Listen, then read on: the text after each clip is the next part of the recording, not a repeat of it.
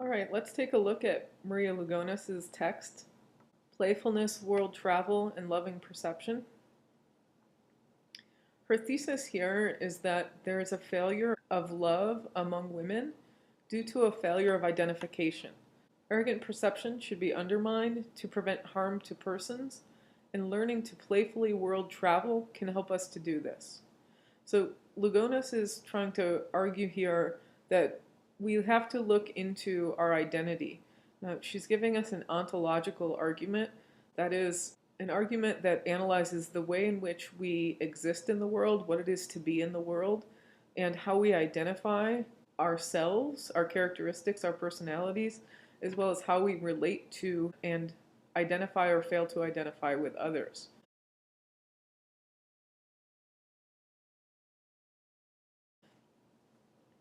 For Lugones, playful world traveling is a willful exercise in a kind of flexible ontology and epistemology. That is, it's a skill that some people learn by necessity and that some people ought to learn. It's a way of being and knowing in the world that allows us to identify in a loving way, in a non-agonistic way, with others. Lugones is a pluralist feminist, and she embraces the differences among women. She does not want to see the differences among women erased or ignored or flattened to some kind of similarity or sameness. In fact, Lugones embraces plurality within herself. And she wants to argue that as beings, we are all inherently plural as we occupy different worlds. This essay is a little bit different than the ones we've read so far. It's a little bit more creative rather than critical or analytic. So we'll try to take each of her terms one by one so that we can understand what Lugones is trying to accomplish in this essay. So the first thing that we want to try to understand is what Lugones means by a world. She doesn't define it purposefully. She wants it to be a suggestive term. She doesn't want to close the concept so that it's exclusionary. She wants to give us kind of an idea of what she means by a world. That way it's up to us to relate to it in a particular way.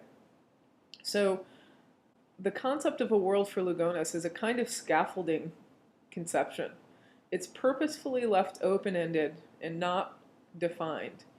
But it involves a lot of different things. It involves culture, society, places, environments, people, both real and imaginary, social practices, power relations, perceptions, mannerisms, actions, appearances, expectations, experiences, relationships. The way that I think of what Lugones means by a world is kind of an experiential horizon, so a way of experiencing things.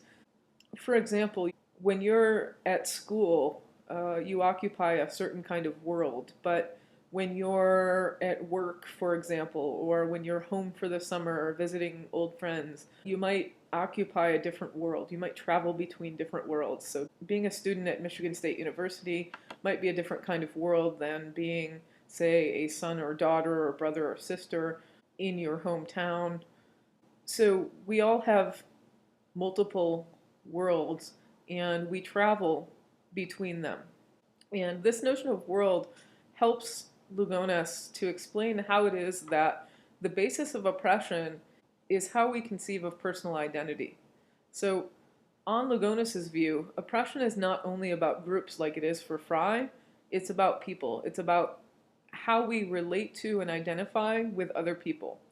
Lugones explains how there is a kind of ontological confusion about whether I am some kind of person all of the time. On her example, she is confused about whether or not she's playful, and she realizes that she's both playful and unplayful. So there are worlds in which she has the characteristic playfulness, and there are worlds that she inhabits that she does not have the characteristic playfulness. And so the only thing that is common about us is the fact that we have this kind of ever-changing plurality of being. Since we are plural beings, we can never really know someone fully. We always become a part of the world that they're responding to, but the goal is not to be able to say that we can know someone fully. In fact, we can't even know ourselves fully. But the goal is to be less ignorant and more loving. So it's about the ways in which we know others, not just whether or not we know others, but the attitude, the approach, the way in which we relate to, identify with, and know others, or fail to relate to, identify with, and know others. Lugones uses a term that Marilyn Frye discusses in early text from the 80s, and the term is arrogant perception. Arrogant perception is a way of perceiving in which one believes that some trait that another person has carries into all of that person's world. It's a way of remaking someone in your image of them. So my position as oppressed, for example, is not every woman's position. And if I take all women to be the same as me and imagine that the way in which other women are oppressed is the way in which I'm oppressed, that involves a kind of arrogant perception. It involves a leveling out of the differences and the pluralities among women and a remaking of their person in my image of them, rather than consulting them and getting to know them and identifying with them. So this is what Lugones and others have called woman making, making a woman in my own image. And this is something that not only men do to women, this kind of grafting on of the substance of someone else's body, but that women also do to other women. So rather than perceive arrogantly, Lugones is going to argue that we need to learn this skill of traveling to others' worlds in order to know them lovingly, in order to perceive them lovingly from their own subject position, not remaking them in our limited conception of who they are. So we need to understand what she means by travel. Travel is a willful exercise. It's a willful exercise in being able to understand other worlds, though not totally. We can never totally understand other worlds, our own or especially others. And we can never understand the person fully. But traveling is a valuable skill, and it's devalued and made obscure by racism, because some people have to be intentionally aware of traveling through worlds, of understanding the expectations of others. And some people do not have to travel in this way. Some people do have to travel just by sheer necessity in order to survive. The dominant structures of our world allow for persons with a great deal of privilege, so whites, males, the middle and upper class, Christians, heterosexuals, cisgendered persons, to move through the world in such a way that they don't have to travel to other worlds. They can walk through the world with their head in the clouds, so to speak.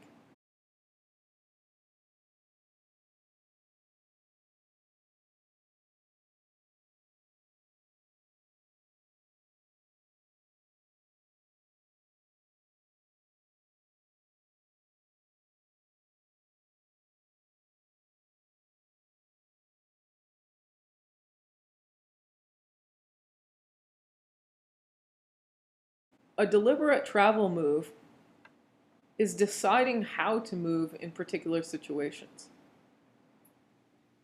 So when one is intentional about having to travel, one deliberately makes particular moves in a given situation. So we don't all have just one world. We can travel to someone else's world at a given time and place, and yet not know them and not even know ourselves through their eyes. For example, Lugones talks about her mother. Although she related to her mother, she related to her mother arrogantly, in such a way that even though she knew her at a particular time and place in a particular way, she did not know her mother, and she didn't even know herself through her mother's eyes. So we're always more than others' perceptions of us, and we're always more than our own perceptions of us. Saying that we are the same as other women, or even similar, is not a story of love or friendship. If we believe this, we're not traveling. We're perceiving arrogantly. If we believe that everyone is the same, if we perceive others as the same as us, we are perceiving arrogantly and refusing to travel to their worlds to see the ways in which their differences matter for them. Loving someone is meeting someone where they're at and expecting that they are more than that, more than our perceptions of them at some particular time and place. Why is it that Lugones thinks that arrogant perception is so problematic? Lugones thinks that arrogant perception is so problematic because most people are taught to perceive arrogantly, and many of us are arrogantly perceived on a regular basis. So it's not merely, as Fry argued, that men perceive women arrogantly. Women perceive other women arrogantly. And to change things, we have to both understand and change how we perceive. We have to understand how we experience the world and perceive others and identify and fail to identify with others on a daily basis. Lugones explains that this is not an issue of being at ease. What is being at ease?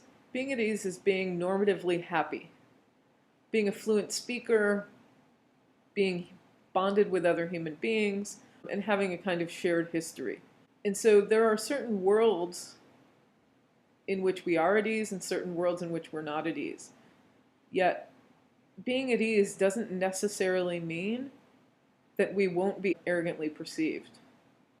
So in order to change the way in which we perceive others, we have to learn to perceive others lovingly and not arrogantly. And this requires what Lugones calls a kind of playfulness, which is a particular attitude that requires us to be open to being made a fool of. It requires us to regard ourselves as not self-important. It requires us to embrace ambiguity, to be open-minded, to realize that I don't have to always get it. I don't have to know. I don't have to be right. I can be comfortable with you without knowing you completely. It's allowing for a lack of control, not feeling the desire to always be in control and to know you completely. It's impossible to know others completely. We can't even know ourselves completely. This kind of arrogant perception and this lack of playfulness, this agonistic attitude that is unplayful, is why Lugones feels that she couldn't love her mother. She required her mother to be some constant person that she could know fully in order to love her, but her mother isn't some constant person with only a limited set of characteristics. So Lugones also couldn't love her because she didn't want to be her. But in learning to travel, Lugones learned that her mother was more than just a housewife.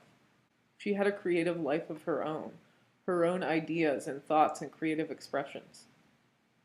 We don't have to be the same to playfully world travel. I don't have to be you to perceive you lovingly, to have a non-agonistic relationship and identification with others. So Lugones is giving us an account that both complicates and adds to Marilyn Frye's account of loving perception, but Lugones is really talking to other women here in this particular piece, and she has kind of a message as a Latina woman of color to white women, particularly white women that work in the academy in the United States. And her message is that white women need to learn to be unobtrusive and take themselves to be less important. So be unobtrusive and be unimportant. And in this way, decenter themselves enough so that they can travel to others' worlds, rather than always requiring that people who are not privileged in a variety of ways by being white, middle class, Christian, cisgendered, heterosexual, able-bodied, etc., always travel to their worlds. But to be unobtrusive and unimportant, to be open, to be willing to be made a fool, to embrace ambiguity, to be non-agonistic, allows for them to travel to others' worlds rather than requiring others to always travel to their world. So What is important on Lugones' view is not so much that everyone can successfully travel, but that we try. It's more about the attitude, the openness, the attitude of playfulness. And so the important work here is the bridge building. The capability for women to travel to other women's worlds, to try to travel to other women's worlds, in order to build bridges, in order to build solidarity. So the recognition of plurality is very important to undermining ignorance and building a kind of solidarity that can help to mitigate oppression. So again, on Lugones' view, she's trying to give us an account here that allows us to understand how the ways in which we perceive other women can maintain gender oppression. And so the way to mitigate gender oppression is to be able to build a kind of solidarity that doesn't erase difference, that embraces plurality and ambiguity by learning to travel to the worlds of others through an attitude of playfulness and through a kind of perception that is not arrogant but loving.